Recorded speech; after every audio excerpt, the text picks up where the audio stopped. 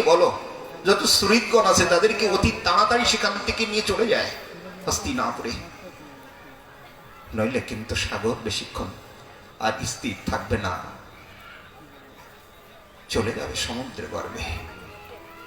আর বলিও, আমার পরিত্যক্ত সেই পুরীকে সমুদ্র শীঘ্রই গ্রাস করিবে। সকলে অর্জুন কর্তৃক রক্ষিত হইয়া ইন্দ্রপ্রস্থে গমন করো। আর তুমি আমার ধর্ম অনুষ্ঠান করিয়া সর্বত্র উপেক্ষাশীল জ্ঞাননিষ্ঠ হইয়া এই সকল আমার মায়া রচিত জানিয়া বৃথা শোক পরিত্যাগ করো। এগুলো আমার মায়া। দারুক থাকে প্রদক্ষিণ পুনঃ পুনঃ নমস্কার করিয়া তাহার পদযুগল মস্তকে ধারণ করিয়া নিতান্ত দুর্মনা হইয়া দ্বারকায় চলে গেলেন। তখন অনাদির আদি গোবিন্দ সেই পরম পুরুষ দেহধারী রূপে জন্ম কর্ম অন্তর্ধানকে নষ্টের ন্যায় মায়ার কার্য বলিয়া তিনি এই জগতের মায়া পরিত্যাগ করে চলে গেলেন। বলছেন ভগবান মরে গেল, কৃষ্ণকে শেষ পর্যন্ত একটা জরা নামক ব্যাগ মেরে দিলেন।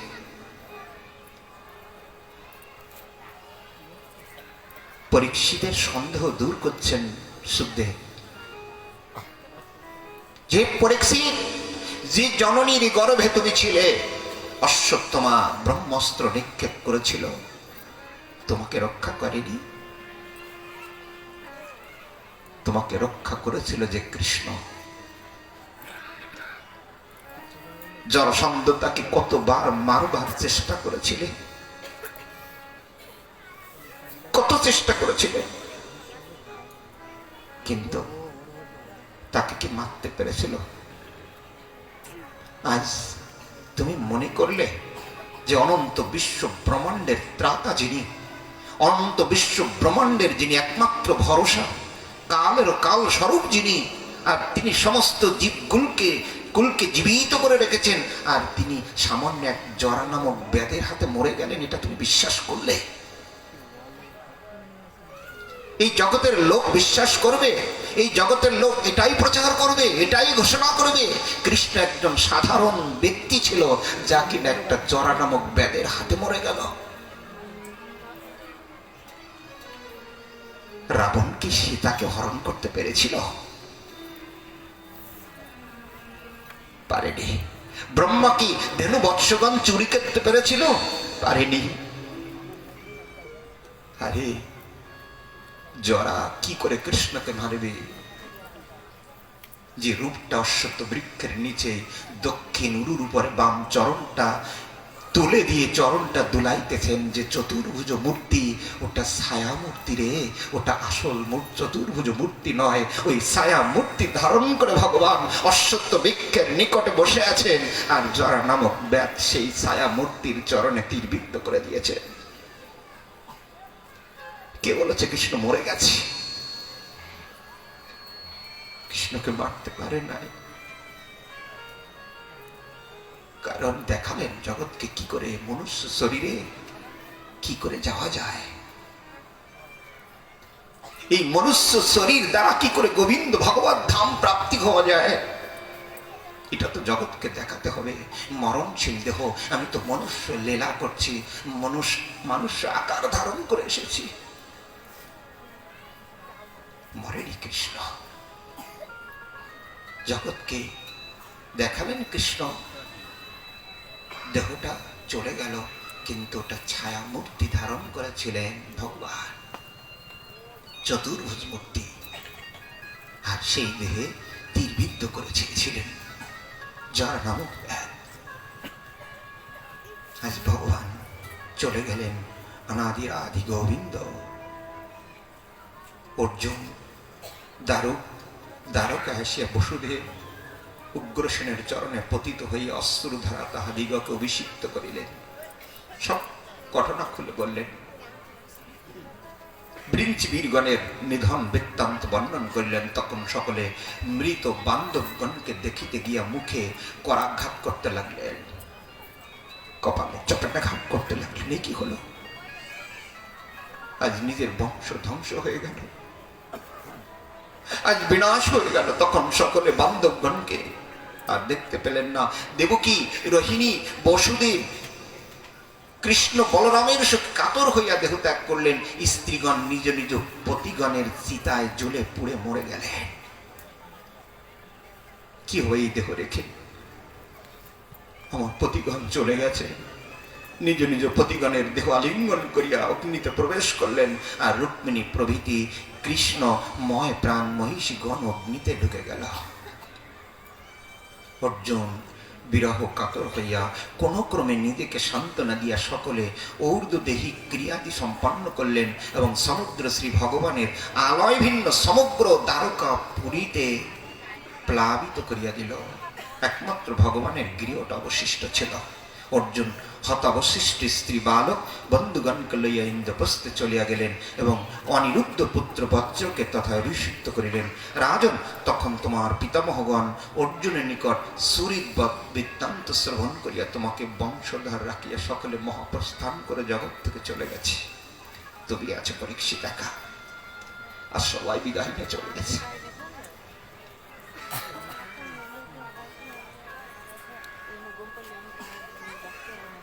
আজ পরীক্ষিত বলছে,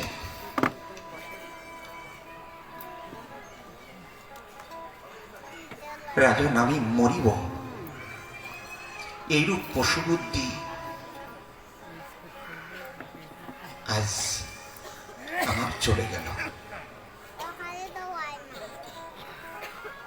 সুখদেব বলছেন যে রাজন আমি মরিব, এমন পশু বুদ্ধি ত্যাগ করে দাও, তোমার মৃত্যু হবে না পরীক্ষিত।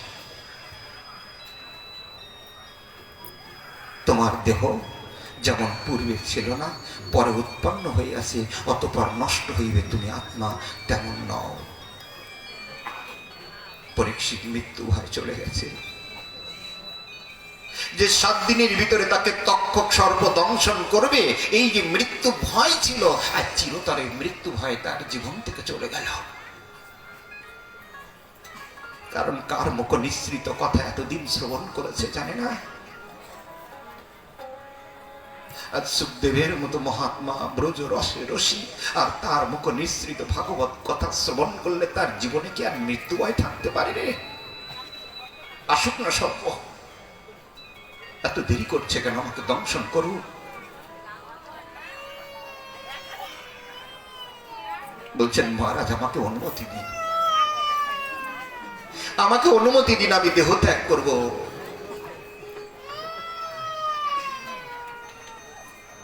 ভিক্ষুকগণ অনুমতি দিয়া রাজা কর্তৃক স্থিত হইয়া ভিক্ষুকগণ সহ তথা হইতে প্রস্থান করিলেন। সুখদেব যে পরীক্ষিত তুমি এবার চলে যেতে পারো।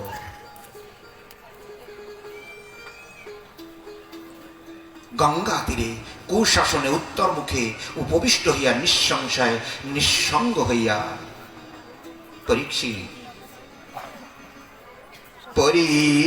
পরীক্ষিতয়পি রাজর্ষি আত্মন নাত্মনমতমনা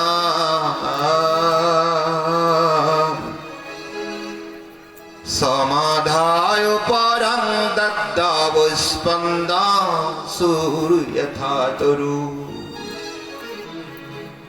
পরীক্ষিত বুদ্ধি দ্বারা আত্মাকে আত্মায় সমাহিত করিয়া বৃক্ষের ন্যায় নিস্পন্দ হইয়া পরমাত্মাতে ধ্যান করিতে লাগিলে। এদিকে তক্ষক রাজাকে দংশন করবার জন্য পথিমধ্যে আসছেন। ব্রাহ্মণের সঙ্গে বিষ বৈদ্য কশ্যপের সঙ্গে দেখা। বলছেন তক্ষক তুমি কোথায় যাচ্ছ? আমি পরীক্ষিতের সভায় যাচ্ছি। কেন? আজ পরীক্ষিতের জীবনের শেষ অন্তিম সময়, আমাকে তো যেতে হবে। আমি দংশন না করলে যে তার মৃত্যু হবে না, ব্রহ্ম বাক্য যে মিথ্যা হয়ে যাবে। আপনি কোথায় যাচ্ছেন? কশ্যপ বিষ বৈদ্য কশ্যপ বললেন আমি পরীক্ষিতের সবাই যাচ্ছি। কেন? বলছেন আজ তক্ষক সর্প তাকে দংশন করবে তো, আর যখন দংশন করবে আমি বিষ বৈদ্য আমি তাকে সঙ্গে সঙ্গে জীবিত করে দিব, যাতে পরীক্ষিতের মৃত্যু না হয়।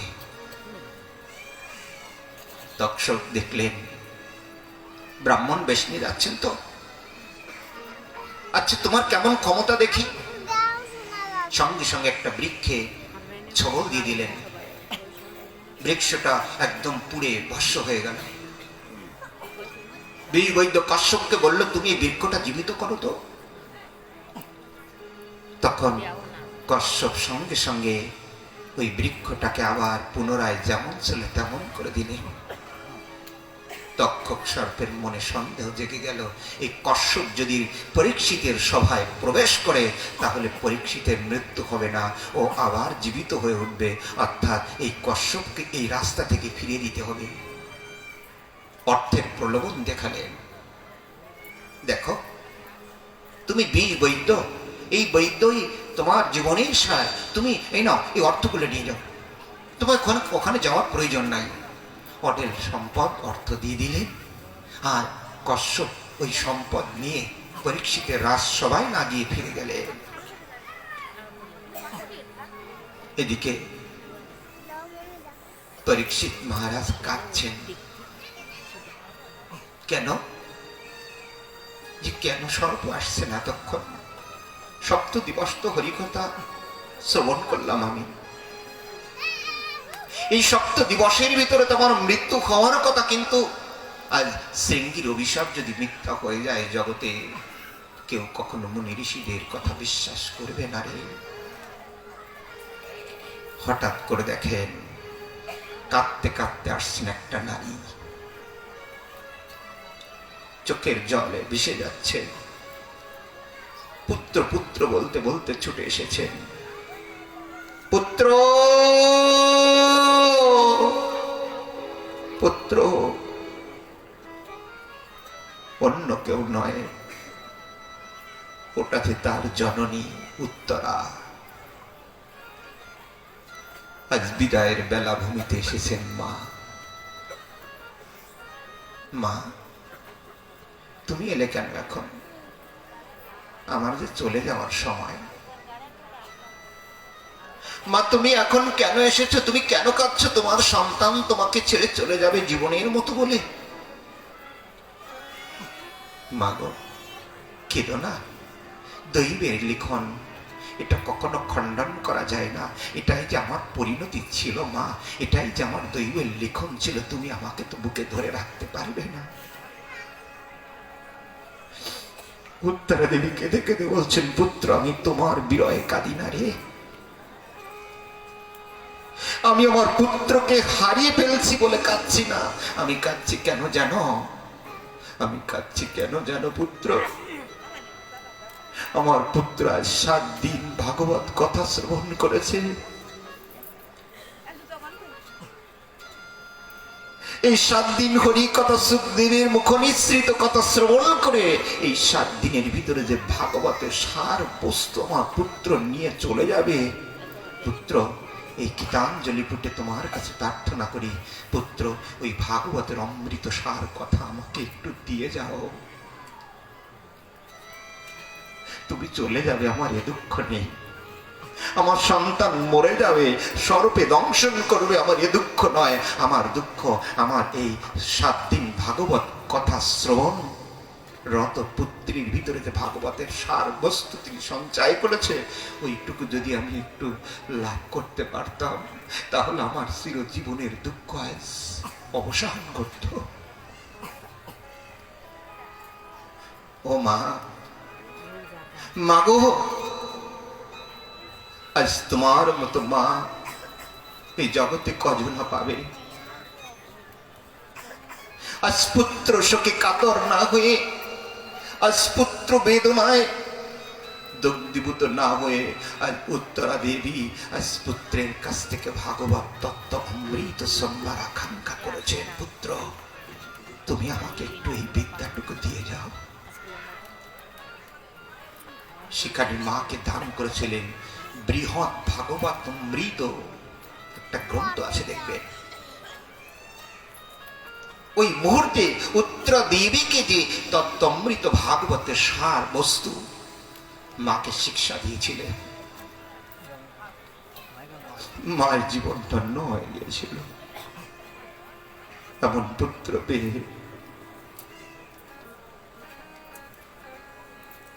সুখদেব বলছেন, পরীক্ষিত তুমি আমার কথা শুনতে পাচ্ছ? 7 দিন হয়ে গেছে। কারণ ভাগবত কথা শ্রবণরত যখন মাঝে মাঝে আওয়াজ করতেন, কখনো করতাল বাজিয়ে বাজিয়ে মনোসংযোগ বিঘ্নিত না হয়, যে ঠিকঠাক শুনছে কিনা পরীক্ষিতকে জিজ্ঞাসা করছেন, পরীক্ষিত তুমি কি আমার কথা শুনতে পাচ্ছ? পরীক্ষিত ছাড়া দিতেন। কিন্তু আজ শেষ বেলায় এসে পরীক্ষিত কথা বলছে না। পরীক্ষিত তুমি কি আমার কথা শুনতে পাচ্ছ? পরীক্ষিত কথা বলে না। পরীক্ষিত কথা বলছে না কেন রে? আমি যখন হরি কথা বলতাম মাঝে মাঝে জিজ্ঞাসা করতাম, আমার কথায় উত্তর দিত, হ্যাঁ ব্রাহ্মণ আমি শ্রবণ করছি। আজ কেন উত্তর দিচ্ছে না? উত্তর দেবে কি করে রে?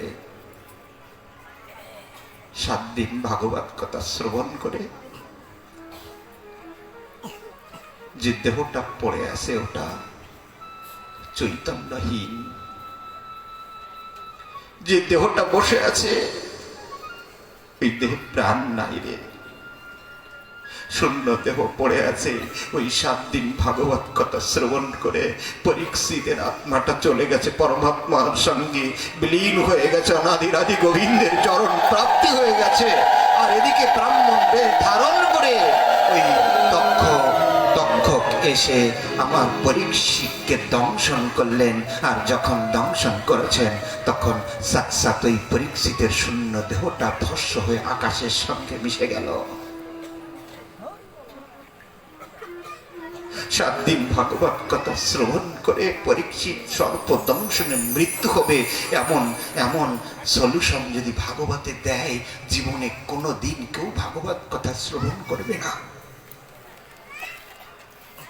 তক্ষক দংশন করেছিলেন, কিন্তু পরীক্ষিতের শূন্য দেহটা পড়েছিল, আর ওই শূন্য দেহে যখন মেরে দিলেন তখন ভস্ম হয়ে গেল, বিষাদ নিতে ভস্ম হয়ে গেল আমার পরীক্ষিতের শূন্য দেহটা। কিন্তু ওই দংশন করবার আগেই যে গোবিন্দ চরণ প্রাপ্তি হয়ে গেছে পরীক্ষিত, এর জন্য তো কথা আর বলতে পারে না। বলবে কেমন করে? সিদ্ধান্ত দিয়ে দিলেন ভাগবত। সর্প দংশন করল, পরীক্ষিতের মৃত্যু হল না। ব্রহ্ম বাক্যটা সত্যতা প্রমাণ করে দিলেন। আর ভাগবতের সত্যতা, 7 দিন ভাগবত কথা শ্রবণ করলে তার জীবনে কোনোদিন সর্প দংশনে মৃত্যু হয় না, এটা প্রমাণ দিয়ে দিলে। পরীক্ষিত পরম ধাম গোবিন্দ চরণ প্রাপ্তি হয়ে গেল। ভগবান অনাদির আদি গোবিন্দের কথা অমৃত সুধা পরীক্ষিতকে সুখ দিয়ে দিল, উত্তরা দেবীকে সুখ দিয়ে দিল, আনন্দ দিয়ে দিল। এত আনন্দ জীবনে আর কে পাবে বলুন? কোথায় পাবে? আজ পরীক্ষিত চলে গেল, পুত্র জন্মেঞ্জয় ক্রুদ্ধ হয়ে গেলেন, বলছেন আমার পিতাকে সর্প দংশন করল, আমি সর্পকুল ধ্বংস করে দিব। সুমহাযজ্ঞ করলেন, সর্বযজ্ঞ আরম্ভ হলো। ঋত্বিকগণ সর্পকুলকে এক এক করে মন্ত্রপুত যজ্ঞাগ্নিতে আহুতি দিতে লাগলেন। সর্পকুলে সে জ্বলে পুড়ে মরতে লাগলো। তক্ষক না আসলে যজ্ঞ বন্ধ হবে না। তক্ষক সর্প ইন্দ্রের চরণাশ্রয় করেছেন, ইন্দ্রের চরণ ধরে বলে আছেন যে আমাকে রক্ষা করুন। বলছেন ইন্দ্র সহ তক্ষককে অগ্নিতে আহুতি দিন। পুরোহিতগণ বসে থাকবেন না। ইন্দ্র চরণ ধরে পড়ে আছে, তক্ষক অগ্নিতে প্রবেশ করবে। এমন সময় আকাশে এসে অপেক্ষা করছেন, অগ্নিতে পড়বে তক্ষক। ইন্দ্র সহ, যে ইন্দ্রের চরণ ধরেছে, বলছেন ইন্দ্রকে বাদ দিবে না, ওকেও ডাকো, আহুতি দাও ওর নামে। আমার পিতাকে শেষ করে দিয়েছিল, এই সর্পকুল আমি বিনাশ করে দিব। অপেক্ষমান দেখিয়া অঙ্গিরা পুত্র বৃহস্পতি এসে উপস্থিত। জন্মে যায় রাজন তক্ষক অমৃত পান করেছে, সে বদারহ নয়, বক করতে পারবে না তুমি তাকে। সে অমৃত পান করে নিয়েছে। আর দেখো, জীবিতং মরণং যন্তরে গতি সে নৈব কর্মণা রাজংস্তত অন্ন নস্তস্য প্রদাতা সুখ দুঃখয়। তুমি যদি মনে করো যে এই সর্বই তোমার পিতাকে মৃত্যু দান করেছে, এটা ভুল।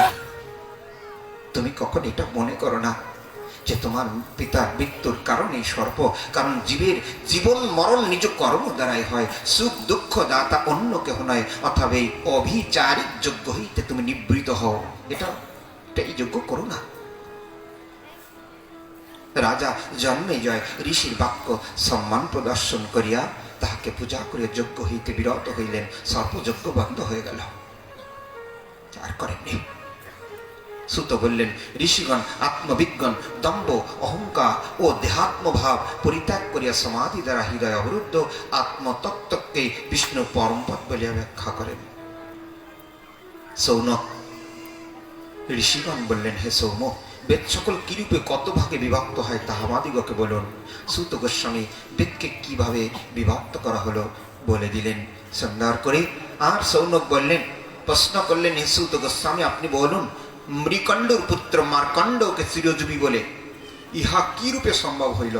আমরা সর্বশেষ শ্রী মার্কণ্ড মায়া দর্শন, আমরা এসে গেছি ভাগবতের শেষ প্রান্তে। সৌনক সুত গোস্বামীর কাছে জিজ্ঞাসা করলেন, মৃকণ্ডের পুত্র হচ্ছে মার্কণ্ড, আর তিনি কি করে এখনো বেঁচে আছেন চিরজীবী? একটু ব্যাখ্যা করুন, বলুন, শ্রবণ করি। সুত বললেন, মার্কণ্ড বেদ অধ্যয়ন করিয়া গভীর তপস্যায় নিযুক্ত হলেন। তিনি প্রতি সন্ধ্যায় শ্রীহরি অর্চনা করিতেন। ভিক্ষালব্ধ অন্ন গুরুকে অর্পণ করিয়া যদি থাকত ভোজন করতেন, নইলে অনাহারী থাকতেন। এই মার্কণ্ড ঋষি অযথা বর্ষকালে রূপে তপস্যা করিয়া মার্কণ্ড মৃত্যুকে জয় করেন। তপস্যায় স্বয়ং মন্বন্তর অতীত হইলে ইন্দ্র স্বীয় পদ হারাইবার জন্য তার তপস্যা নষ্ট করতে এলেন। যে মার্কণ্ড যদি এইভাবে তপস্যা করে, আমার ইন্দ্রত্ব পদটা সে কেড়ে নিবে। নিত্য গীত কুশল অপ্সরগণ পঞ্চস্বর যুক্ত কামদেবকে পাঠালেন। এমন কাম বান এই মার্কণ্ডের ঋষি হৃদয় পারবে, তপস্যার সঙ্গে সঙ্গে নষ্ট হয়ে যায়। যদি কাম বান কারো অঙ্গে লাগে, সাধন দূরে চলে যাবে। মেরে দাও। মার্কণ্ড ঋষিকে লক্ষ্য করে পঞ্চস্বর যুক্ত সেই কামদেব মেরে দিলেন কাম স্বর। কিন্তু স্বীয় ধনুকে যখন মেরে দিলেন, কিন্তু অচিরাত সেই মুনি তেজ প্রভাবে ওই কামদেব সঙ্গে সঙ্গে পুড়ে ভস্ম হয়ে গেল। তার সাধন নষ্ট করতে পারল না। কি করলেন? নর নারায়ণ রূপে ভগবান সঙ্গে সঙ্গে তার তপস্যায় সন্তুষ্ট হয়ে দেখা দিলেন যে মার্কণ্ড অশ্রু পূর্ণ নয়নে ক্ষণকাল কিছুই বলিতে পারিলেন না। পরে গদগদ বাক্যে নম নমই শব্দটি উচ্চারণ করলেন গোবিন্দের চরণে, ভগবান নর নারায়ণের চরণে পাদ্য অর্ঘ দ্বারা অর্চিত সুখাসন উপবিষ্ট তাহাদিগকে চরণে পুনঃ পুনঃ প্রণাম করিয়া এসে তাহাদের স্তব করিলেন। তাহারা বলিলেন, আমরা তোমার তপস্যায় সন্তুষ্ট হয়েছি, কি চাও বলো? বলো মার্কণ্ড, তুমি কি চাও? তখন মার্কণ্ডের ইচ্ছা হয়েছে, ভগবান, আমি আপনার একটু মায়া দর্শন করতে চাই। আপনার কেমন মায়া? তথাস্থ তথাস্থ, আমার মায়া দেখতে পাবে। যেই বলেছে সঙ্গে সঙ্গে সন্ধ্যাকাল ঘনিয়ে এলো। ওই ঋষি পুষ্পভদ্রা নদীর তীরে উপাসনায় বসিয়াছেন। এমন সময় এক মহা ঝটিকা এসে উপস্থিত হলো। বিদ্যুৎযুক্ত মেঘ সকল বিপুল বাড়ি বর্ষণ করতে লাগলেন। সমুদ্র সকল পৃথিবীকে গ্রাস করিল। সমস্ত জীবজন্তু অদৃশ্য হয়ে গেল। কেবল ঋষি জল অন্ধের ন্যায় সিও জটা বিক্ষেপ করিতে করিতে জলের মধ্যে বিচরণ করতে লাগলেন। পৃথিবী সব জলমগ্ন, শুধু জলজন্তু হিংস্র জলজন্তুর সঙ্গে লড়াই করে কখনো দুঃখ কখনো সুখ বিচরণ করতে বিষমময় যন্ত্রণাময় জগতে চলে গেল মার্কণ্ড। মুহূর্তের ভিতরে সব জলমগ্ন হয়ে গিয়েছে। ভ্রমণ করতে করতে করতে করতে অদূরে একটা বটবৃক্ষ দেখতে পাইলেন উচ্চ স্থানে। তাহার একটি শাখায় একটি পত্র পুটে একটা বালক শুয়ে আছে। স্ব ইচ্ছায় নিজের বিদ্যাঙ্গুষ্ঠ নিজের মুখে দিয়ে চুম্বন করছেন সেই বালক। মার্কণ্ড যখন এই বালকের সম্মুখে গেল, তার প্রশ্বাস বায়ু যোগে তার দেহের ভিতরে ঢুকে গেল। যখন দেহের ভিতরে ঢুকে গেলেন তখন সেখানে নানা অদ্ভুত দৃশ্য নরনারায়ণকে দেখিতে পাইলেন। আর শ্বাস বেগে যখন সেই হৃদয় অভ্যন্তর থেকে বেরিয়ে এলেন, যখন বেরিয়ে এসেছেন তখন যে পৃথিবী জলমগ্ন ছিল, যে জলজন্তুর সঙ্গে মার্কণ্ড ঋষি লড়াই করছিলেন, বলছেন কিছুই নাই। তিনি যে আশ্রমে বসে ভজন করছিলেন, ওই মার্কণ্ড ঋষি সেই আশ্রমে বসে আছে। মাঝে একটু ভগবানের মায়া দর্শন করে নিলেন। এই জগৎ ভগবানের মায়ায় সব মোহিত হয়ে পড়ে।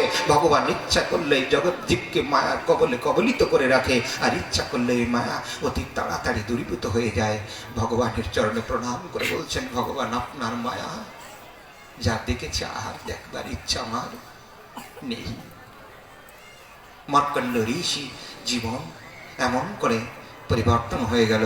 যোগীকে ধ্যানস্থ কি করলেন, আবার তিনি ধ্যানমগ্ন হয়ে গেলেন। শ্রীহরি রচিত মায়া বৈভব অনুভব করিয়া সমাহিত চিত্তে তার স্বর্ণাপন্ন হইলেন। এমন সময় ভগবান রুদ্রদেব পার্বতী সহ বৃষণ আহরণে আকাশে বিচরণ করিতে করিতে সেই যোগীকে দেখতে পাইলেন।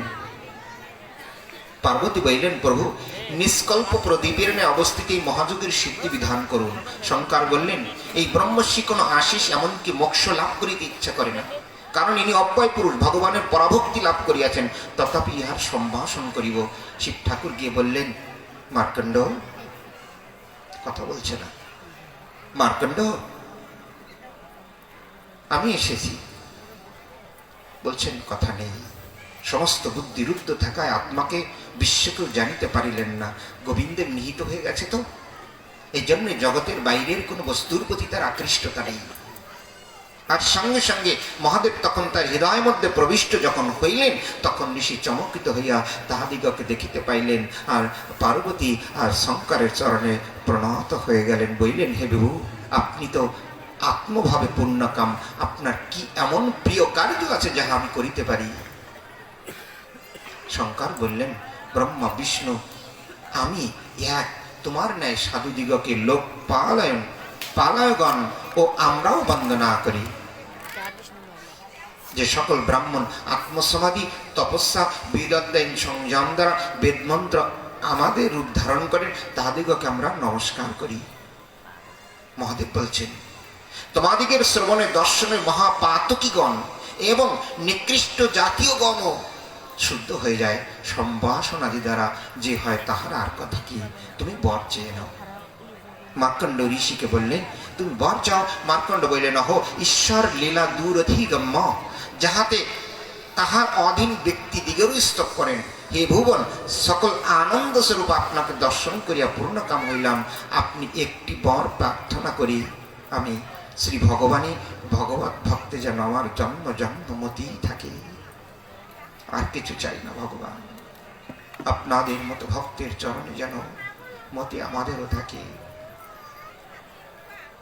কারণ জানে মার্কণ্ড যে গোবিন্দের চরণে পড়ে থাকলে গোবিন্দকে পাওয়া যাবে না, কিন্তু ভক্তের চরণ যদি কেউ প্রার্থনা করে তাহলে গোবিন্দ অতি তাড়াতাড়ি তাকে দর্শন দিলেই দিবেই। এই জন্য আমি গোবিন্দ তোমার চরণ নয়, আমি ভক্তের চরণে যেন সারাটা জন্ম পড়ে থাকতে পারি, ভক্তের চরণ ধুলি যেন মস্তকে ধারণ করে সারাটা জন্ম যেন এভাবে কাটিয়ে দিতে পারি। তাহলে গোবিন্দ তোমাকে পেতে আমার দেরি হবে না, অতি তাড়াতাড়ি তোমার দর্শন লাভ করতে পারবো। পার্বতী আর শঙ্কর আশীর্বাদ ভক্তি দিয়ে তাহাই হোক বলিয়া দেবীর নিকট ওই ঋষি মহাত্মা কীর্তন করতে করতে স্বস্থানে চলে গেলেন। বলুন মার্কণ্ড ঋষি কি জয় জয় মৃকণ্ড পুত্র মার্কণ্ড ঋষি কি জয় জয় নিতাই গৌর ব্রহ্মানন্দে হরি হরি বল হরি হরি বল হরি হরি নৃপতি পরীক্ষিতে প্রায় উপবেশন সভা ঋষিগণের সমক্ষে পরম ঋষি সুখদেবের মুখে যে আত্মতত্ত্ব শ্রবণ করিয়াছিলাম, আপনারা আমাকে তাহা স্মরণ করাইয়া দিয়া ধন্য করিলেন। কলি মালহন্ত অখিলের শ্রীহরি এই ভাগবত গ্রন্থের প্রতিপদে স্পষ্টতঃ বা প্রসঙ্গক্রমে গীত হইয়াছেন যে অশ্রুতের স্তব ব্রহ্মা শঙ্কর ইন্দ্রাদি গণ গান করিয়া শেষ করিতে পারে না, যিনি জগতের উৎপত্তি স্থিতি লয়ের কারণ, সে আত্মাতেই যাহার আলয় উপলব্ধি মাত্র, যাহার স্বরূপ সেই সনাতন সুর শ্রেষ্ঠ ভগবানকে নমস্কার করি। যিনি আত্মসুখেই পূর্ণ চিত্ত, অন্য কিছুতেই যাহার রতি নাই, যিনি স্বতন্ত্র ভগবানের রুচির লীলায় আবিষ্ট চিত্ত, যে ঋষি তন্ত্র প্রদীপ স্বরূপ এই পুরাণ সংহিতাকে ব্যক্ত করিয়াছেন, সেই অখিল পাপ নাশন ব্যাসপুত্র সুখদেবকে নমস্কার করি। জয় সুখদেব গোস্বামী কি জয়, জয় কৃষ্ণ দ্বৈপায়ন বেদ ব্যাস কি জয়, জয় পরীক্ষিত মহারাজ কি। সুত সর্বশেষ বললেন यं ब्रह्मा वरुणेन्द्र रुद्रो मरुतः स्तनन्ति दिव्यैः स्तवै वेदै सङ्गपदक्रमोपनिषये उपनिषदैर्गन्त्यं स्यामोगा धनवस्ति ततद्गातेन मनसा पश्यन्ति न यं योगिनो पश्यन्ति यज्ञिनः यस्सन्तं न विदुः सुरासुरगणा देवाय तस्मै नमः यस्सन्तं न विदुः सुरासुरगणा देवाय तस्मै नमः। ব্রহ্মাদি দেবগণ যাহাকে দিব্য স্তোত্র দ্বারা স্তব করেন, বেদ উপনিষদ যাহার গান করেন, যোগীগণ যাহাকে ধ্যানস্থ চিত্তে দর্শন করেন, যাহার অন্ত কেহই পায় না, সেই পরম দেবকে নমস্কার করি। জয় শ্রীকৃষ্ণ, জয় ভগবান কৃষ্ণচন্দ্র কি জয়, অনাদিরাদি গোবিন্দ কি। ভগবানের নিঃশেষিত বায়ু আপনাদিগকে পালন করুন। শ্রীমদ্ ভাগবত পুরাণ সর্ববেদান্তে সার অমৃতের সাগর। এই অমৃত যিনি পান করিয়াছেন, তাহার অন্য কিছুতেই আর কখনো মতি থাকতে পারে না। আজ সেই অমৃত গাথা শ্রবণ করে আজ আমরা ধন্য। এত অমৃত গাথা জগতে আর কে দিবে? ভগবান কৃপা করে ভাগবত রূপে জগতে রয়ে গেছেন। ইহাতে জ্ঞান ভক্তি কর্ম সকলেই নিহিত আছে। যিনি অতুলনীয় জ্ঞান প্রদীপ, এই ভাগবত হচ্ছে একটা জ্ঞান প্রদীপ। স্বীয় নাভি পদ্ম সেই ব্রহ্মার নিকট প্রকাশিত করেন এবং পরে ব্রহ্মা রূপে নারদের নিকট, নারদ রূপে কৃষ্ণ দ্বৈপায়ন বেদব্যাসের নিকট, বেদব্যাস রূপে যোগীন্দ্র সুখদেবের নিকট, সুখদেব রূপে রাজা পরীক্ষিতের নিকট ইহা প্রকাশ করিয়াছিলেন। সেই শুদ্ধ নির্মল বিষ অমৃতময় পরম সত্যকে আমরা ধ্যান করি। ভাবি ভাবি যথা ভক্তি পাদস্তব জায়তে তথা কুরু সদেবেষু নাথো তং নো ইয়াত প্রভু নাম সংকীর্তনং যস্য সর্ব পাপ প্রণাশনম প্রণাম দুঃখ সমনস্তং নমামি হরি পরম। হে দেবেশ, জন্মে জন্মে যাহাতে তোমার পদে ভক্তি জন্মে, তুমি তাহা করো। তুমি আমাদের নাথ, তোমার যাহার নাম কীর্তন সকল